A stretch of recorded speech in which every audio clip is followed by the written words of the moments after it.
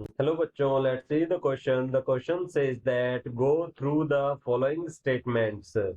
First हमारे पास statement है no energy is expended directly by the plant to translocate water. Second है the mechanism of water transport from the soil through the plant body to the atmosphere include diffusion, bulk flow and osmosis. Third है हमारे पास water moves in the root via the apoplast, transmembrane and symplast pathway. और fourth दिया गया है the cohesion tension theory explains water transport in xylem.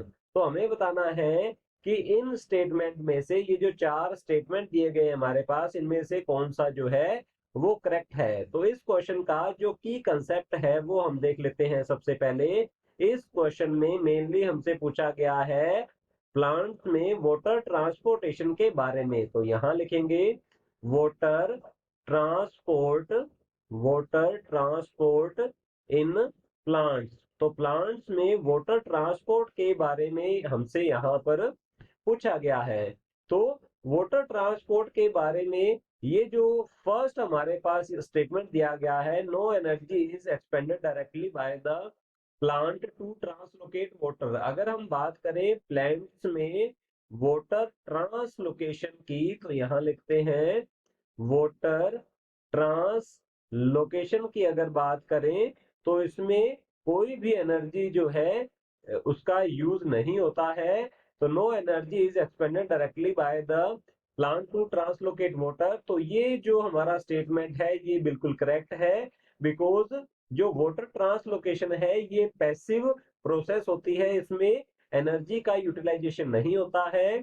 Second statement है हमारे पास the mechanisms of water transport from the soil through the plant body to the atmosphere include diffusion, bulk flow and osmosis. तो हमारा ये जो second statement है ये भी बिल्कुल करेक्ट है।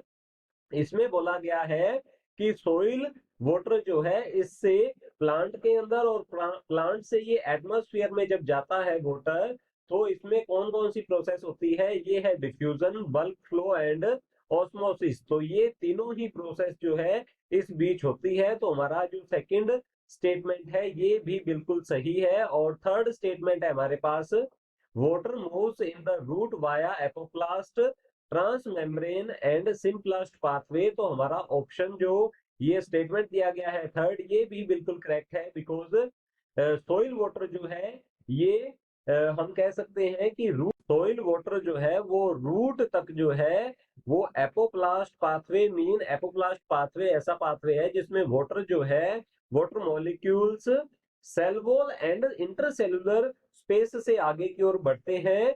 सेकंड है ट्रांस मेम्ब्रेन पाथवे। तो ट्रांस मेम्ब्रेन पाथवे इसको वैक्यूलर पाथवे भी कहते हैं। इसमें जो वाटर मॉलिक्यूल्स हैं ये वैक्यूल्स के through, mean trans membrane pathway के थ्रू आगे की ओर बढ़ते हैं। और सिम्प्लास्टिक पाथवे में क्या होता है, वाटर मॉलिक्यूल्स साइटोप्लाज्म में एंटर करने के बाद साइटोप्लाज्मिक स्ट्रीमिंग के थ्रू आगे की ओर बढ़ते हैं। तो हमारा जो थर्ड ये स्टेटमेंट है ये भी बिल्कुल करेक्ट है।